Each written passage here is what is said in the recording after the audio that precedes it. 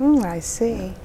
Well, Dr. Afrika, since African Americans are at the top of the list for most diseases, including cancer, can we talk a little bit about today about our African heritage and talk about how did we eat before slavery?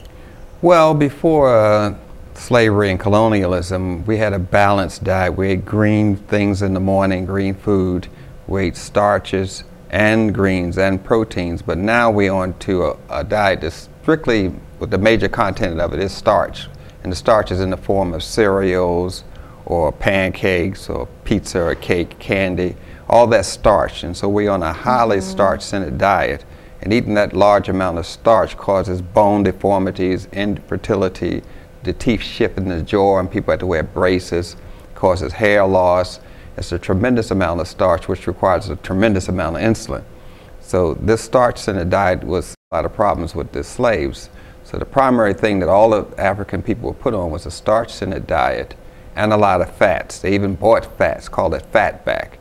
Because during slavery, they believed that the food that caused them to get the most labor out of the slaves was starches and fats, so they put fat in everything.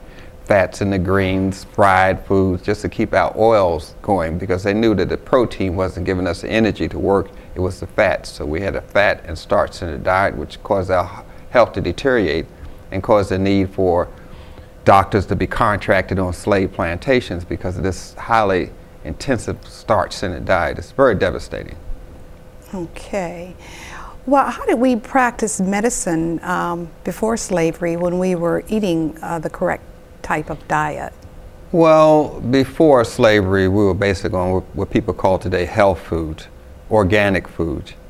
And our medicine was herbal medicine. We weren't using synthetic chemicals, which we call poisons, which are defined today as drugs.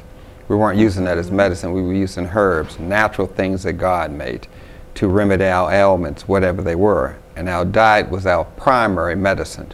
Our food was our medicine, and our medicine was our food. Oh, okay. And so we had that kind of understanding about our bodies and about what to eat, why to eat, and when to eat. We weren't eating late, eating when we're stressed, eating on the run.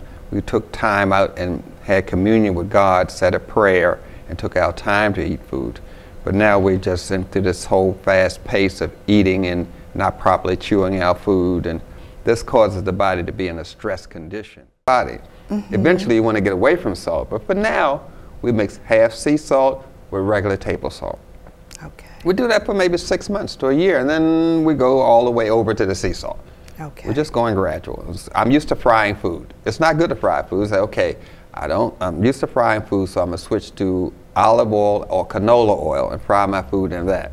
They're less harmful. So I can eventually get away from frying food. But right now, let me go here first. Okay. Yeah. Well, that makes a lot of sense, and I'm soy hamburgers, chicken, turkey, bologna.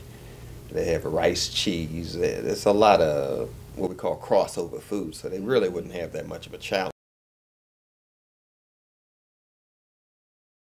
Great, you know, the children have is one of the leading causes of death for them. We have prostate cancer, we have breast cancer. It's an alarming rate. You know. If a person changes their lifestyle where they are eating differently and taking the different herbs, how long does this process take to reverse itself? Well, you're probably looking at about 6 months to a year, something like that, to get the body back on track. The body has to get used to this stuff and say, wait a minute, I've been eating white rice and bleached white flour so long, and it kind of tastes good to me. Now you want to eat this brown rice and whole wheat? And no, I'm not used to this. So the person's taste buds will say, nah, this don't taste too good. So they have to get used to the taste of the food, which is real food instead of synthetic food. And that's mostly the big challenge, getting used to something that tastes alive, the real food. I think that's probably the biggest challenge for most people, because it's a pill mentality we live in. We want a pill for everything, a pill for this, a pill for cancer.